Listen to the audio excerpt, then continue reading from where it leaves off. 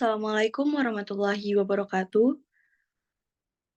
Perkenalkan, kami dari kelompok 11 program mandiri dengan tema UTBK. Di sini perkenalkan sebelumnya anggota kelompok kami, saya Giska Auria. Saya Atiyah Gina Tristani. Saya Desta Dewi Lestari. Saya Gloria Stefani. Saya Melinda Fiani.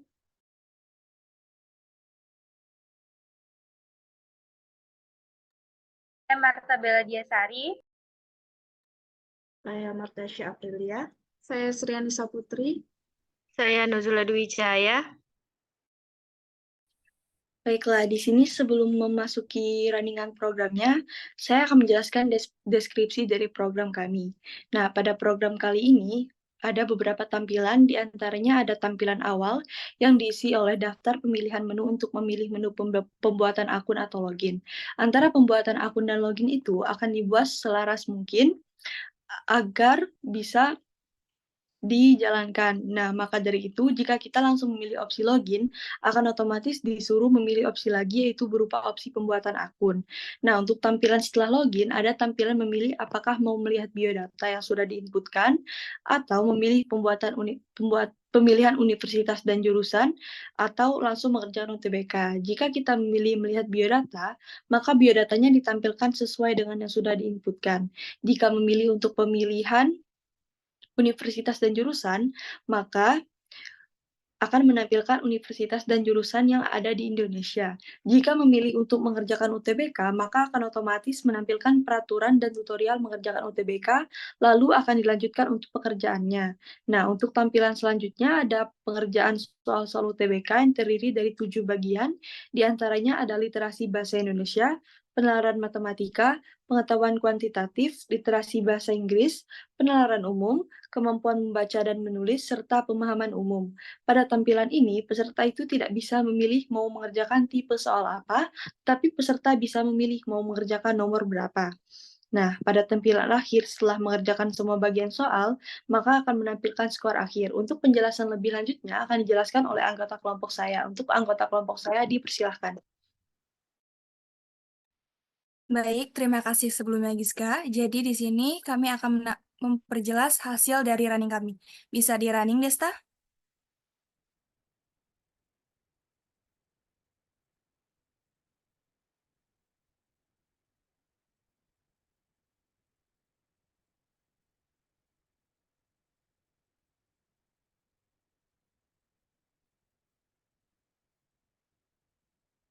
Dimulai dengan loading.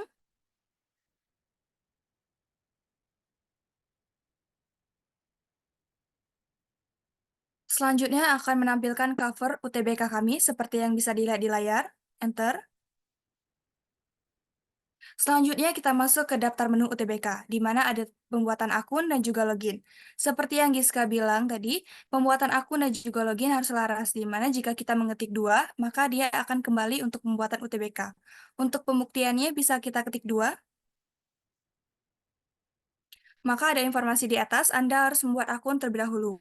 Bagaimana jika kita mengetik huruf? Bisa kita masukkan huruf. Maka terdapat juga informasi bahwasannya pilihan tersebut tidak valid, jadi harus pilih lagi. Oleh karena itu, kita ketik 1 untuk buat akun. Setelahnya, kita harus mengisi biodata peserta, dimulai dari nama,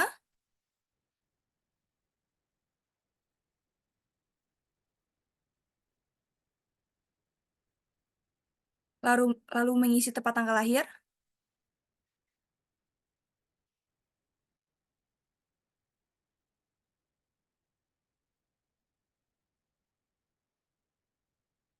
masukkan umur, jenis kelamin, agama, anak keberapa, nomor kakak kita, ini bebas aja random gitu, ngisi KTP juga, NISN, nomor induk siswa nasional, lalu kode pos, nomor HP yang kita gunakan, alamat tempat tinggal,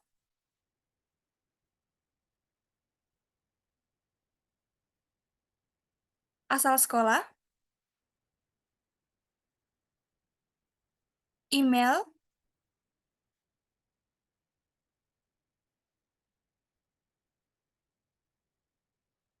setelah kita mengisi biodata, kita akan mendapatkan nomor peserta, di mana nomor peserta ini kita harus ingat karena merupakan password untuk login ke UTBK. Nah, nomor yang kita dapatkan di sini adalah 27068. Setelah itu kita enter. Dia akan masuk ke daftar menu awal lagi. Baiklah, selanjutnya yaitu login akun peserta. Kita klik 2. Masukkan nama sesuai yang telah kita inputkan di awal tadi. Namanya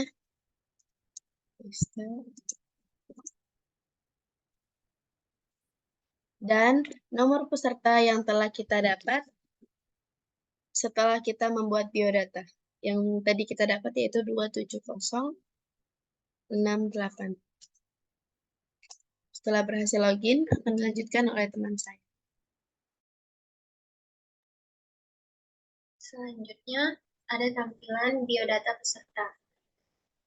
Kita bisa melihat biodata, dan yang kedua, pemilihan universitas dan jurusan. Di sini, jika kita ingin melihat biodata, kita bisa klik 1.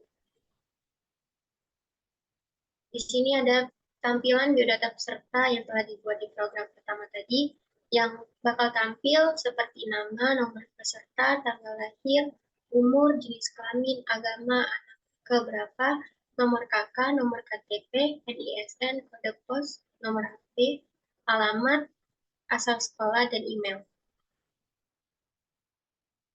Selanjutnya, jika kita ada pemilihan universitas dan jurusan, kita bisa klik 2.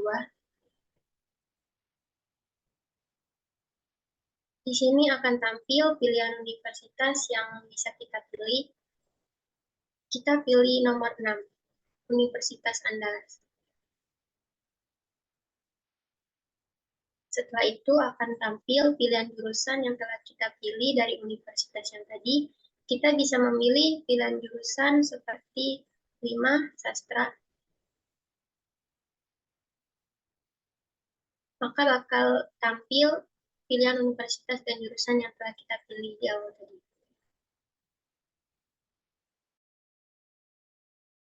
Selanjutnya, jika ingin mengerjakan UTBK, maka pilih 3. Maka akan tertampil peraturan saat ujian yang wajib diikuti oleh peserta UTBK. Yang pertama, peserta harus menjaga keheningan dan konsentrasi selama ujian berlangsung. 2. Peserta dilarang berkomunikasi dengan peserta lain atau menggunakan perangkat komunikasi selama ujian. 3. Penggunaan buku catatan, ponsel, atau perangkat elektronik selama ujian tidak diperbolehkan, kecuali kalkulator atau jika diizinkan, dan seterusnya. Kemudian, akan tertampil juga tutorial pengerjaan UTBK. Berikut adalah instruksi cara bekerja sistem. Pertama, pilih jenis soal yang ingin dikerjakan. Kedua, baca soal dengan cermat. Yang ketiga, pilih jawaban yang paling tepat. Yang keempat, sistem akan menampilkan hasil dan skor Anda.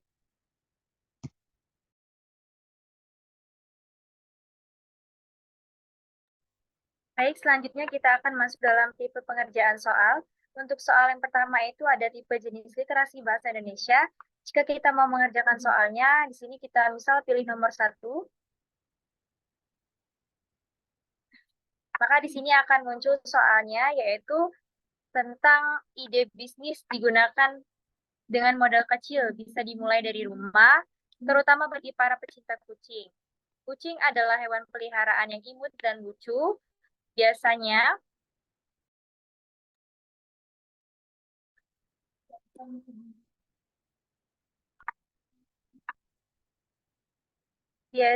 yang memelihara kucing untuk menghilangkan rasa kesepian, tetapi sebetulnya ada peluang bisnis. Begitu juga di sini banyak pilihannya dari soal tersebut. Lalu di sini misal kita langsung saja jawabannya adalah C. Kita di sini akan memilih Y atau N yes atau no. Jika kita ingin melanjutkan soal selanjutnya, kita pilih Y. Lalu kita akan lanjut ke soal nomor 2. Lalu di sini terdapat teks digunakan untuk menjawab soal berikut. Pada 16 November 2010, angklung diakui sebagai warisan budaya dunia kategori tak benda oleh UNESCO. Itu paragraf pertama, sehingga ada paragraf yang terakhir. Lalu di sini langsung saja kita jawab, bisa kita pilih D. Lalu kita di sini akan yes atau no, kita pilih yes.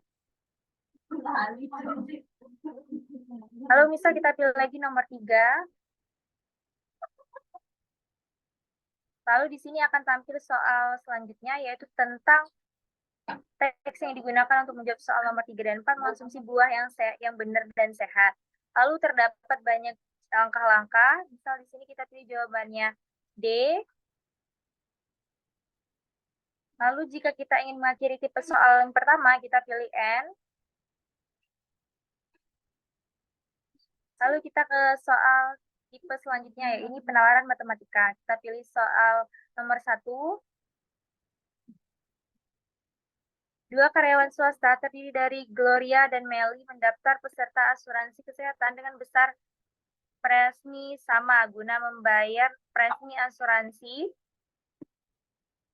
yang dimiliki gaji Rp 6 juta akan dikenakan potong gaji sebesar 4%, sedangkan Melly dikenakan potongan gaji sebesar 66%. Berapa besar gaji Melly?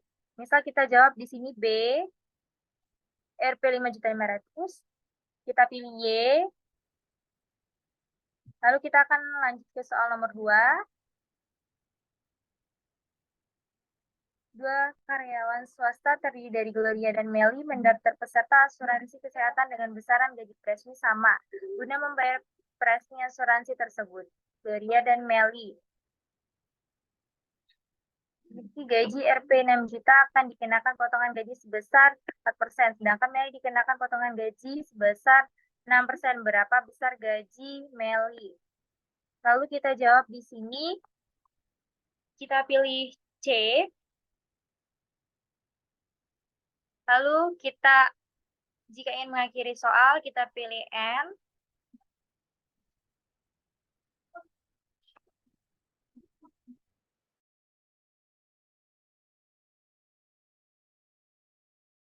Baik, untuk tipe soal yang ketiga yaitu tentang pengetahuan kuantitatif, di mana untuk pengetahuan kuantitatif ini berjumlah 15 soal.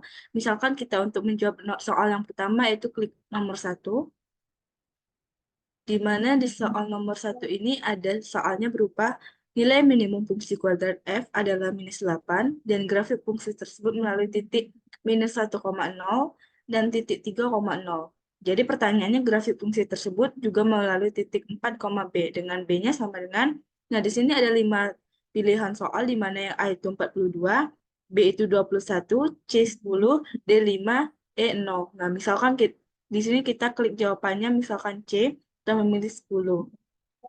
Nah maka dia akan bertanya lagi untuk soal selanjutnya. Apakah ingin mengerjakan soal lagi? Iya, karena kita akan mengerjakan soal selanjutnya. Klik soal Y, maka dia akan di pilihan soal. Nah, kita klik misalkan nomor 2, karena kita akan menjawab soal di nomor 2, di mana soal di nomor 2 ini terdapat bilangan 4 angka, yaitu 3094 kurang dari 6000. Nah, jika bilangan tersebut dibagi 3, bersisa 1, maka A itu sama dengan, nah di sini ada pilihannya sama seperti tadi, 5 pilihan, di mana yang A itu 1, B2, C3, D4, E5. Nah, di sini misalkan kita masukkan jawabannya itu C3. Kita klik C, maka dia akan tampil lagi ingin bertanya apakah kita ingin mengerjakan soal lain. Misalkan dari 15 soal itu kita selesai mengerjakannya, maka kita klik N. No, karena kita akan kembali ke tipe selanjutnya, tipe soal selanjutnya. Maka di tipe soal selanjutnya ini ada tipe soal yang keempat, di mana yaitu kemampuan bacaan dan menulis. Nah, sama seperti tadi, kita klik lagi untuk soalnya kan karena ini ada 20 soal, jadi kita klik yang pertama, karena kita akan menjawab soal nomor pertama. Kita klik nomor 1. Nah, di nomor 1 ini ada soal di mana ini untuk memahami bacaan. Nah, di sini ada beberapa kalimat, ada 13 kalimat di mana kalimat pertamanya ini Indonesia memiliki kata yang cukup unik untuk mengekspresikan tertawa di internet. Nah, kata kalimat yang kedua, netizen Indonesia seringkali menggunakan kata WKWK untuk ekspresikan gembira, senang, dan geli tersebut. Kalimat ketiga, penggunaan kata WKWK di Indonesia bisa dikatakan sangat unik. Kalimat keempat, warga dunia biasanya memiliki istilah laugh out loud yang sering kali disingkat LOL atau hahaha untuk menggambarkan situasi menjawab pertanyaan tersebut. Kalimat yang kelima yaitu adapun WKWK hanya digunakan oleh orang-orang di Indonesia. Nah, kalimat 6 ini titik-titik, koma, dari mana kata WKWK berasal. Nah, selanjutnya sampai ke kalimat ke-13, di mana kalimat 13 ini pemain game online bisa mengetikkan huruf W tanpa menggerakkan tangan kiri, sedangkan huruf K bisa diketik tanpa menggerakkan tangan kanan. Nah, untuk soal nomor 1 ini, di mana soalnya kalimat yang bebas dari kesalahan penulisan adalah, misalkan kita sini kan ada 5 pilihan, A itu 2, B4, C5, D11, dan E itu 12. Dimana misalkan kita klikkan yang soal pertama itu D11, karena ada pada jawaban nomor 11. Nah, misalkan kita klik Enter, maka dia akan muncul untuk pertanyaan apakah ingin mengerjakan soal lain. Misalkan iya, karena kita akan menjawab soal selanjutnya. Misalkan kita klik, dia memilih untuk nomor berapa. Misalkan kita pilih lagi nomor 2, karena nomor 1 tadi selesai kita jawab. Nah, di mana di nomor 2 ini sama untuk soal bacaannya seperti tadi. Nah, cuman perbedaannya untuk pertanyaannya yaitu konjungsi yang tepat untuk melengkapi kalimat 6 agar padu adalah di mana soal pertanyaannya itu titik-titik koma dari mana kata WKWK itu berasal. Nah, di sini ada 5 juga pilihannya yaitu A dengan demikian, B lantas, C jadi, D sebenarnya, E namun. Nah, di sini misalkan kita klik jawabannya D karena kita rasa itu benar. D itu jawabannya sebenarnya, lalu kita enter. Nah, di mana ini misalkan kita 20 soal itu selesai kita kerjakan, maka dia akan sama seperti tadi bertanya, apakah soal lain ingin menjawab soal lain karena kita selesai 20 soal tadi, maka kita klik no akan kembali ke tipe soal selanjutnya.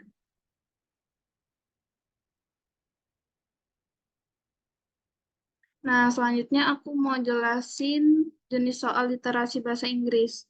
Nah, di sini kami tuh buat soalnya bisa milih untuk nomor berapa dulu yang mau dikerjakan. Misalkan aku mau nomor 3 dulu.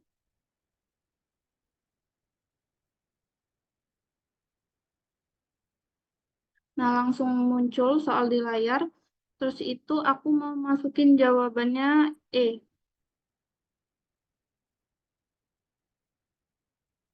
Selanjutnya, kalau masih mau menjawab soal di jenis ini, klik Y. Di sini aku mau mengerjakan soal nomor 2.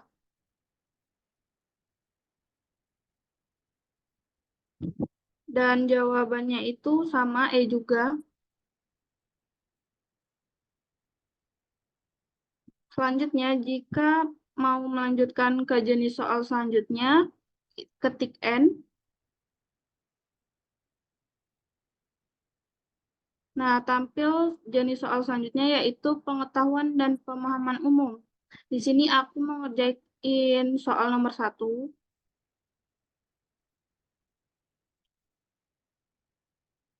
Nah, soalnya itu berupa teks untuk menjawab soal nomor 1 dan nomor 2. Teksnya itu berisi Menteri Pendayagunaan Aparatur Negara dan Reformasi Birokrasi Cahyokumolo mengatakan bahwa tidak ada penerimaan calon pegawai negeri sipil yang tahun 2020 dan 2021. Tidak adanya penerimaan CPNS ini merupakan dampak penularan virus corona atau COVID-19. Presiden Joko Widodo juga sudah memerintahkan penyederhanaan birokrasi sehingga kebutuhan pegawai bisa menggunakan PNS yang sudah ada. Nah, sementara itu, menurut Cahyo, seleksi CPNS formasi 2019 yang sempat tertunda akan tetap dilanjutkan dengan penerapan protokol kesehatan COVID-19. Adapun Kepala Badan Kepegawaian Negara atau BKN, Bima Hariwibisana, mengatakan bahwa tes seleksi kompetensi bidang atau SKB CPNS 2019 akan dilaksanakan pada Agustus. Oktober 2020. Seleksi kompetensi bidang direncanakan pada akhir Agustus hingga awal Oktober 2020. Setelah ujian seleksi sekolah kedinasan selesai, kata Bima saat rapat kerja dengan Komisi 2 DPR. Nah, soalnya itu topik yang dibahas pada bacaan di atas adalah di sini A, perintah penyederhanaan birokrasi PNS pada tahun 2020, B, penerimaan CPNS 2019 sampai 2021 terganggu karena COVID-19, C, kebutuhan CPNS terpenuhi pada tahun 2020 dan 2021, D, rencana penerimaan CPNS akan dilanjutkan setelah COVID-19, E, penerimaan CPNS tahun lalu tertunda karena COVID-19. Nah, di sini aku mau masukin jawabannya itu B.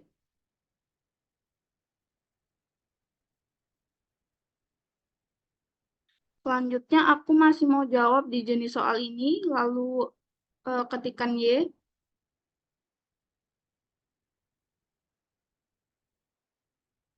Di sini aku mau jawab soal nomor 3.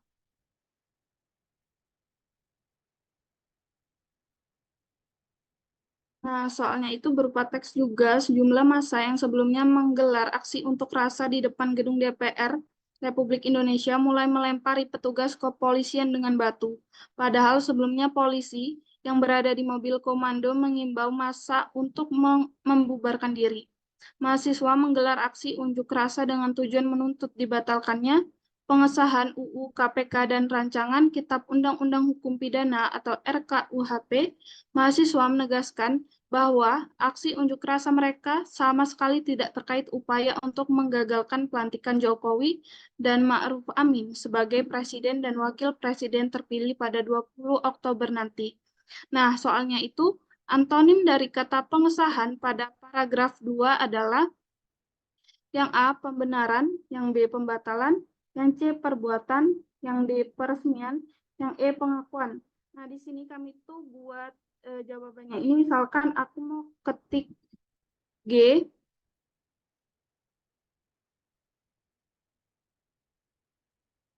nah, maka akan tampil di layar input tidak valid. Harap masukkan huruf yang ada di rentan A, B, C, D, E.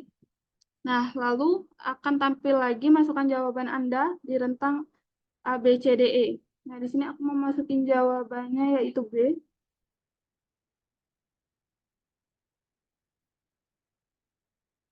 Selanjutnya, aku mau melanjutkan ke jenis soal selanjutnya, lalu ketik N.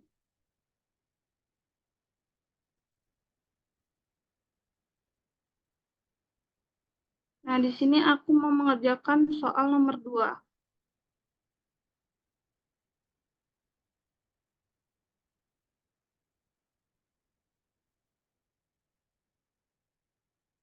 Soalnya itu, mie instan boleh dikonsumsi namun tidak boleh berlebihan.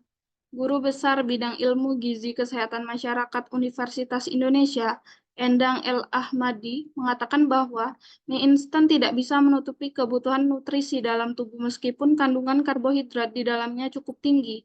Akan tetapi, ada beberapa tips untuk mengolah mie instan menjadi sajian yang lebih sehat, yaitu sebagai berikut: ganti air rebusan mie instan, tumis dengan minyak zaitun, jangan gunakan bumbu bawaannya, tambahkan makanan berprotein favorit, lengkapi dengan sayuran segar. Nah, soalnya itu argumen yang menguatkan bahwa mie instan dapat dikonsumsi dengan baik adalah yang A, mie instan sangat baik dikonsumsi bila tidak berlebihan untuk meningkatkan daya tahan tubuh. Yang B, mie instan harus dimakan tidak berlebihan dan ditumis dengan minyak zaitun. Yang C, mie instan harus dilengkapi sayuran yang segar untuk meningkatkan imun tubuh. D, mie instan agar lebih baik untuk kesehatan tubuh harus menambahkan makanan berprotein favorit. Dan yang E, menurut Endang L. Ahmadi, Guru Besar Bidang Ilmu Gizi Kesehatan Masyarakat Indonesia, mie instan sangat baik dikonsumsi sebagai makanan alternatif. Nah, di sini aku mau jawabnya itu E.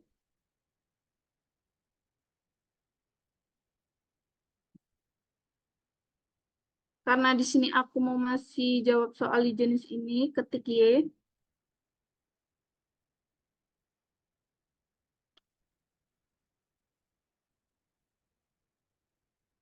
Selanjutnya aku mau ngerjain soal nomor 1.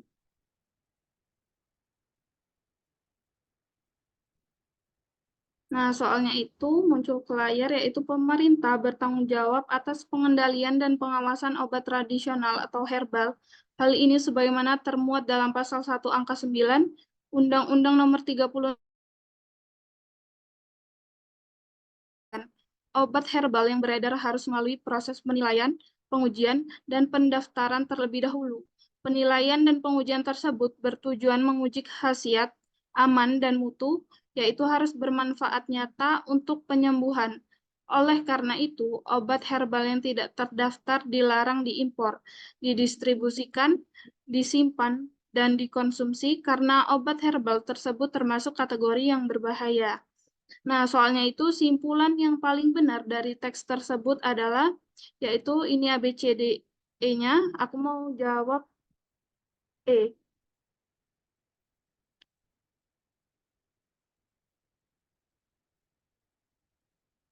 Nah, karena kalau memang sudah yakin, sudah menjawab semua soal di jenis ini, klik N.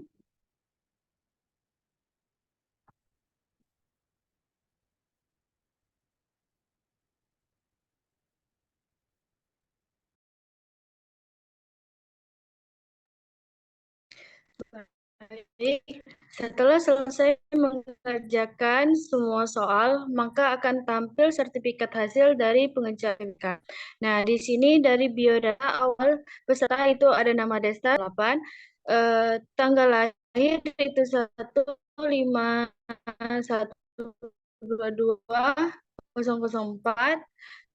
dan asal sekolah itu dari ICBB. Nah, dari di sini skor literasi bahasa Indonesia ada 66,66 dan skor penalaran matematika ada 50, skor pengetahuan kuantitatif itu 133,34, skor kemampuan memahami bacaan dan menulis itu ada 50, skor literasi bahasa Inggris 100 dan skor pengetahuan dan pemahaman umum bernilai 100 dan terakhir yaitu skor kemampuan penalaran umum itu ada 200. Terima kasih kepada peserta yang sudah mengerjakan soal.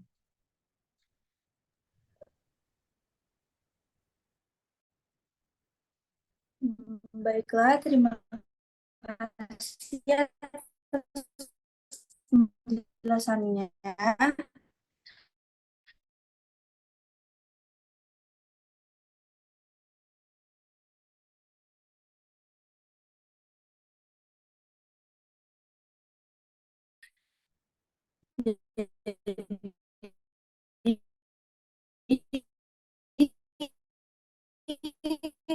Sekian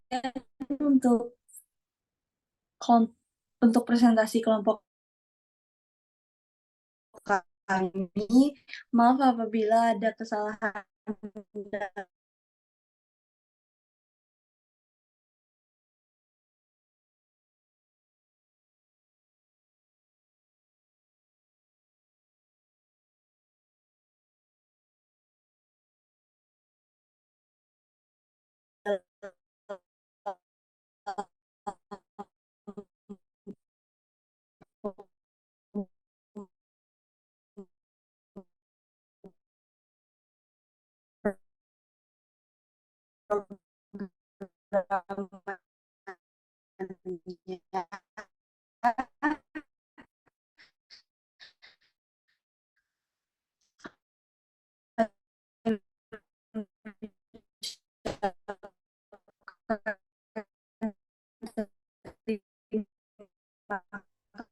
Baiklah, sekian presentasi dari kami dari kelompok 11 dengan tema Proman UTBK. Kami ucapkan Assalamualaikum warahmatullahi wabarakatuh.